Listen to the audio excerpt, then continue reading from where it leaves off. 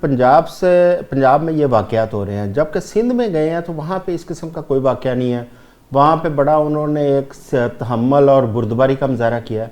کیا وجہ ہے پنجاب میں کیوں نہیں ایک سپیس دی جاتی مخالف پارٹیوں کو؟ دیکھیں جو آج کا واقعہ ہوا بتا رہے ہیں آپ، یہ تو افسوسناک واقعہ ہے اور اس کی تحقیقات بھی ہونی چاہیے اور جو لوگ اس میں ملوث ہیں وہ گرفتار بھی ہونے چاہیے، کیونکہ کسی بھی سیاسی قافلے پر پتھراؤ کرنا، تشدد کرنا، یہ تو کوئی جمہوری روایت نہیں ہے. تو میں سمجھتا ہوں اس کے لیے جو انکوائری کی جانی چاہیے اور پرچے درج کر کے لوگ گرفتار کیے جانے چاہیے. دوسری آپ بات کی آپ نے کراچی کی، تو اس میں فرق یہ تھا کہ کراچی باقاعدہ اطلاع دے کر، دعوت دے کر، ایک پروگرام بنا کر وہاں پہ لوگ گئے.